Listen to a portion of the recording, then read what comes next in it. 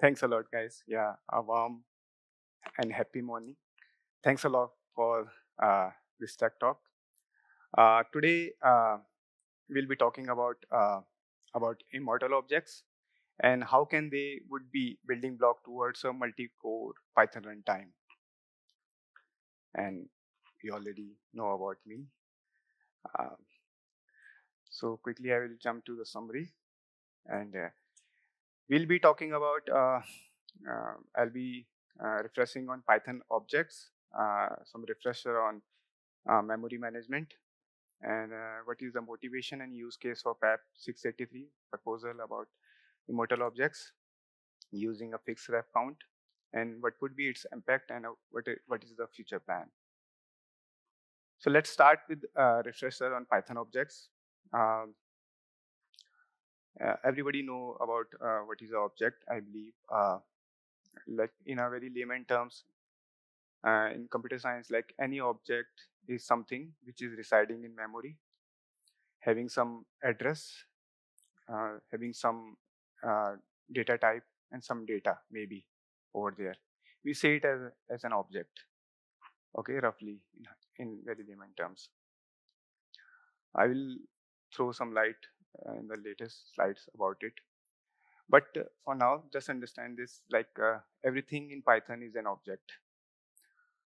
Uh, as you can see in the slide, uh, I use is instance function to check to compare various classes and compare are they object or not. So as you can see there in the slide, it is everything is object over there.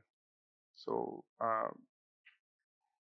like if you take bool dictionaries, even lambdas, um, none, or even type, everything is an object.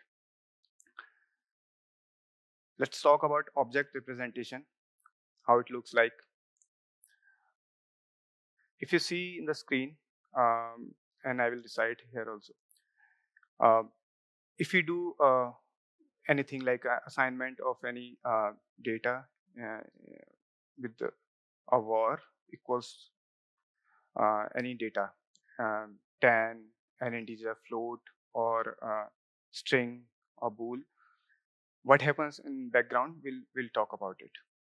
So here I'm taking an example as I'm taking a variable name as var1, and I'm assigning hello Python a string in it. So what it happens is like our Python runtimes allocates a memory address, which is for us, it is ending with 272624. And it stores that data over there. Hello Python is a data or a state. And it's a dynamic, Python is a dynamic programming language. So we get data type on the runtime, and it is being allocated as string. And interestingly, we got a reference. Var1 is just a reference to that memory location, nothing more than that. Because if you see, like, yeah, it makes sense. Like we do not need to remember those memory locations and etc. to access and do the needful. So that's why programming language come into picture. So it looks like this. Var1 is a reference to that memory address. Okay. Uh, let's talk about the reference count. Why I'm talking about these things? Because it would be base, it will act as a base for you to understand like what would be the changes which has happened in Python 3.12 for introduction of immortal objects. So we can increase the ref count. How it makes sense, like when I assign when I'm doing var2 equal to var1, and another variable var3 equal to var2. So obviously they are pointing to that memory, specific memory location only, given memory location only.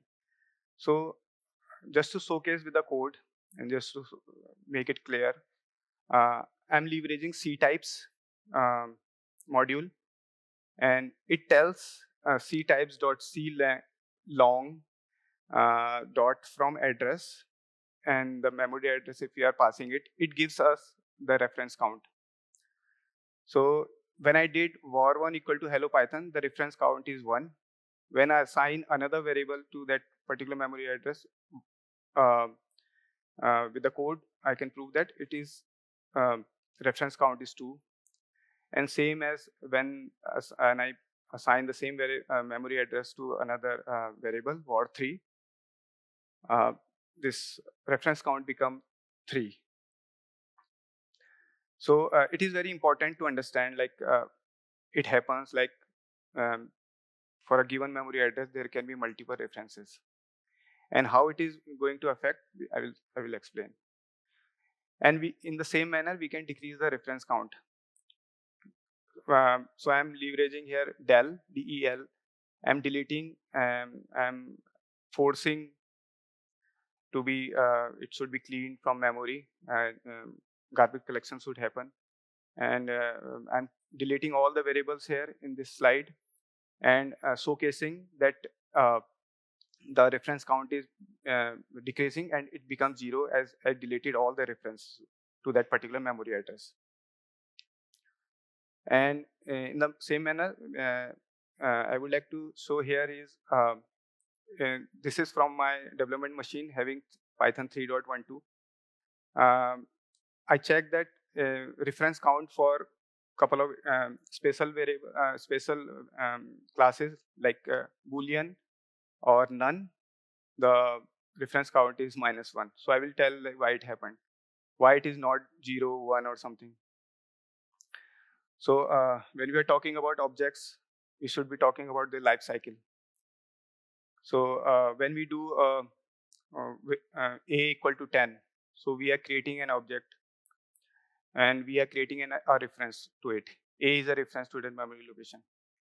And in object lifecycle, the third thing can happen, dereferencing. Dereferencing means object can come out of a scope. For example, in a function, when you define a local variable, like you define a def a and a function, inside that you define a variable a equals to 10. When you come out of that function, it is dereferenced, and it would be the candidate of the garbage collection. So fourth point is garbage collection, and it works on the idea of reference counts. When the reference count becomes 0, the specific object can become a candidate for GC, can be. And we can use destruction, which I showed you by DEL, but it has an unpredictable behavior, so usually we do not use. And at the end of the object lifecycle, finalization happens. The really flushing buffer data from RAM, it happens. A memory reclamation happens. So garbage collection, I mentioned that it's a memory management feature for some of the programming languages. It means objects are cleaned up, memory freed up once they are no longer used. Ref counting is one approach to garbage collection. In this, the language runtime tracks how many references are held to an object. For example, we can take a reference of like a room where how many people are coming inside. There should be a monitor. It is making a check. Okay, 2 people, 3 people came, and when no people are there, let close the room. So it is like that. There is no reference to this room. Close all the lights. Make it unusable. Okay, so somebody else can use. So it's the same manner like it works in the programming languages, in Python also.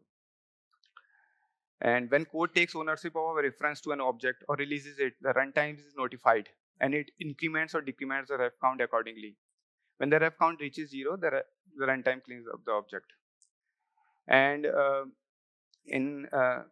I will show like okay, I will quickly go. Yeah. So this is for about ref count.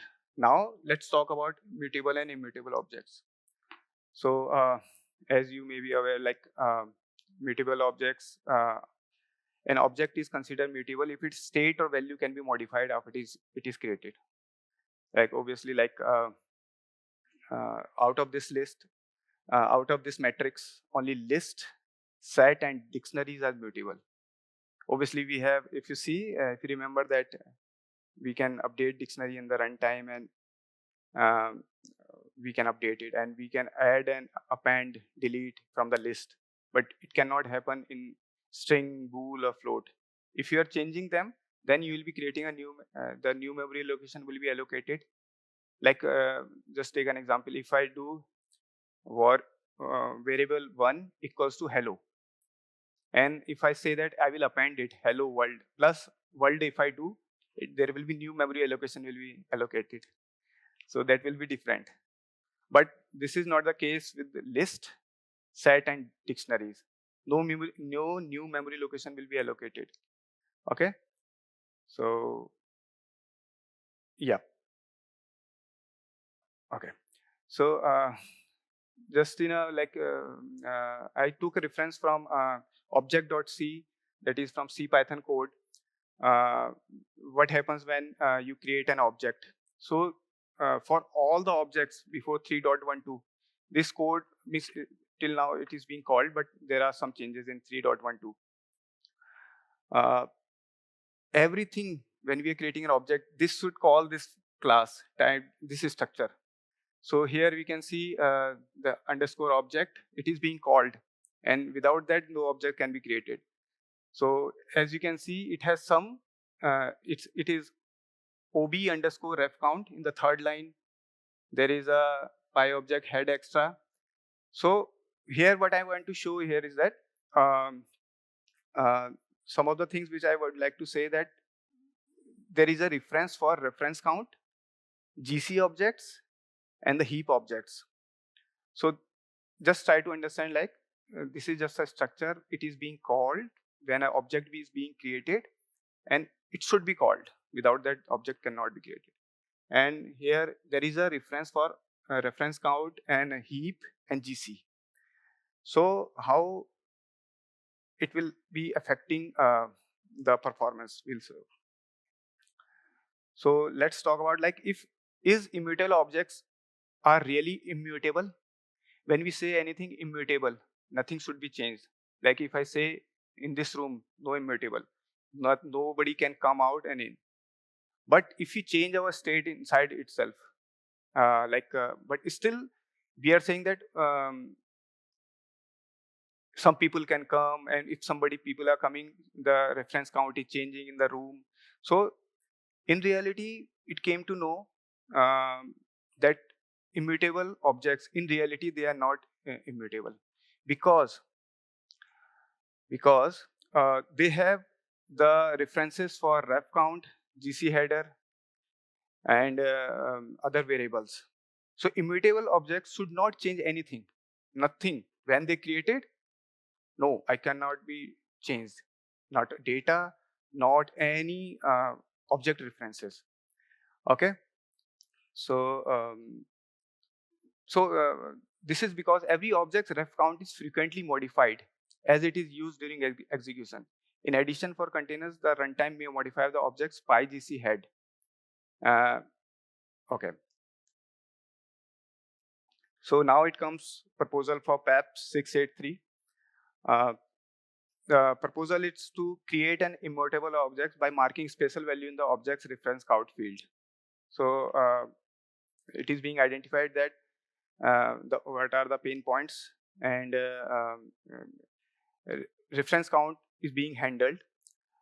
Second thing, the proposal was ensure the core object state will never change at all, and allow the runtime to determine when it can and cannot mutate for reference count fields and GC, garbage collection header. Okay. So, okay, this proposal mandates that internally, C Python will support marking an object as one of which that runtime state will no longer change. Consequently, such an object's reference count will never reach 0. If it is never reaching 0, so GC will not take over garbage collection, right? And it will be always in the memory. That's not what we wanted. I will explain like more. Also, so the fundamental improvement here is that now an object can be truly immutable. Nothing will be changing. As it is you created, be there. I will take care of when finalization will happen, I will take care of it. Let the GC, let's bypass GC, garbage collection. Okay, you should be always in memory or in shared memory. Okay, what would be the benefit? We'll see. So here I would like to show standard versus immortal core data structure. The data structure which I showed you in the previous slides. So standard objects, the immutable references like a GC header, reference count on the left hand side. On the right hand side, there is a immortal objects. Nothing is mutable. No GC header, no reference count can not be mutable. I will show with the code also. And data, it should be immutable, and object type also it should be immutable. And what are the motivations? So somebody will ask, okay, why are we making these changes? Let's go with these previous. Python work fine with this, but why it happened? Because these three things were happening, and the motivation was to reduce CPU cache invalidation, avoiding data races, and avoiding copy on write. I will quickly explain through diagrams. So as you know that the data should be nearer to the central processing unit, as much as near. As you know that in the data access from hard disk, it's slow. From main memory, it is little fast, and cache, it is very, very fast. However, for example, I am taking a reference of Python object as string. Value is hello Python and reference count is 3. But if reference count change, so cache invalidation will happen, right? And cache invalidation, if it is happening, so in that scenario, again, I need to fetch the data. So it is an overhead, okay? Second thing is that avoiding data races in multi-core. As you know that it depicts multi-threading environment, but we have a GIL, global interpreted lock. At given a time, only one thread can run at a time. So here the proposal is to have a per interpreter GIL, and each interpreter needs his own copy of every object. So that will be an overhead. So instead of not making a copy of that, the alternative is to ensure that all shared objects are truly immutable, so that we'll keep in a shared memory, and over there will be the shared objects, and they will never change. Okay, so it will be a great boost. And third thing is avoiding copy on write. So many of the companies like Instagram and Facebook, they rely on pre-fork web server architecture. As we can see, for example, we can also apply this thing like we take a huge Python program and we fork a UI part to another worker processor, backend part to another processor, and other processing to various processors. And every processor will be having a shared object being shared in shared memory. Okay, so that's a pre-fork web server architecture. But however, in reality, this greatly helps, and because the private memory should be lesser used and the shared memory is being heavily used, that is a good scenario. But upon closer inspection, they found that the process private memory usage grew over time, while shared memory decreased. Why it happened? And it happened. This is a diagnosis which has been done in Instagram. On the left hand side, there is a memory usage for private memory, and shared memory was going down. Why it happened? Because in runtime, the immutable objects, which we were thinking the immutable objects are there, like none, strings, bool, they were changing. And because of the changing, the copy on write was happening. Copy on write states that if any state of a object is changing, I need to copy that diff to my private memory to get the latest data. So this should not happen. So this comes immortal objects in rescue. So after making changes locally, Instagram, so this thing happened. Shared memory usage through immortal object allow significant reduce private memory and reducing the number of copy on writes. So this is the specification for this proposal. Adding immortal reference count, update py increment and py decrement to no op for objects that match the magic reference count, and stop modifying pygc head for immortal objects. Ensure that immortal objects are cleaned up during runtime finalization. That is a specification. And this is a code snippet, which I just try to put, like, maybe if it is visible. So here we are defining a new data type, a pi immortal reference count as unsigned integer max. Okay, just try to understand that we are telling that we are updating to couple of objects like empty string, booleans, and none as immortal objects. And for those immortal objects to be updated, they need to be updated as a reference count. Initially, reference count would be 0 for any object being created. For this guy, for these guys, it will be very, very high number, like around 4294967295 something. It will be high number. And reference count, like when we are citing a reference count, it will be if it is pi is immortal, so do not do anything, do not update the reference count or etc. So, and here it is showing about pi increment, that function above on the first line and the right hand side, it's increment. And if it is a immortal object, if we having a pi reference count as very high to the given number which we are setting it up while object creation, it will be a no operation. So reference count will be not updated, and same manner decrement will not happen. So this is the code for this C Python. And examples of immortal objects are empty string, none, true, false, and small integers. You can try in your machine with Python 3.12 with these -5 till 257. As you can see, you will be getting a reference count of very high. It will be not 0, 1, or 2, something. It will not follow. So yeah, and impact is like certainly.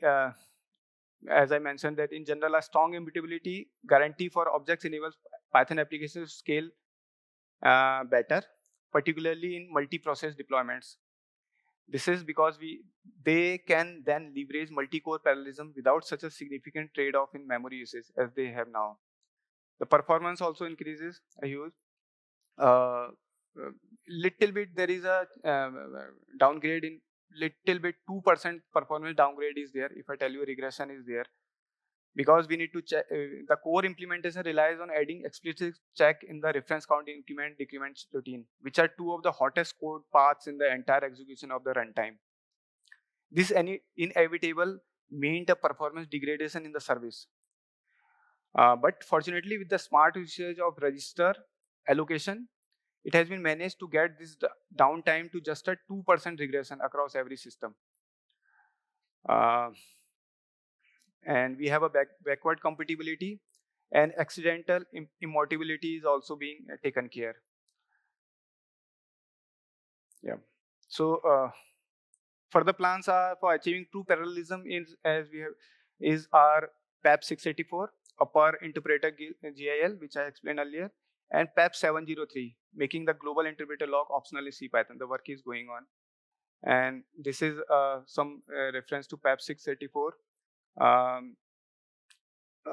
So it will be a per interpreter GIL, and it will be helpful by creating a sub interpreter, and it will be lightweight like a thread, and isolated like a process. And so this PAP creates the idea of interpreter, and they use all powers in thread. And you can be easily sure that nothing is going to be leaked from one interpreter to another. This is PAP 703, making the global interpreter lock optional in C Python. Same idea of marking true, false, and none objects stay alive for the lifetime of the program. And but it is having a different bit representation for marking an immortal object as perhaps 683. And these are the references which you'll be getting when you'll be getting this slide and video. And question or feedback, you can email me, and my LinkedIn profile is there. Yeah. So I'm open for the question, or like we are done. Yeah. Thank you.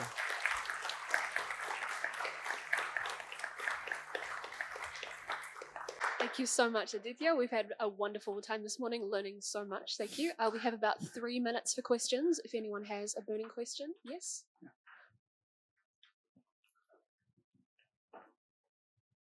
So you did make reference there to accidental immortality. Yeah. Is there a way to deliberately mark an object that you create as immortal, short of some obscene looping to?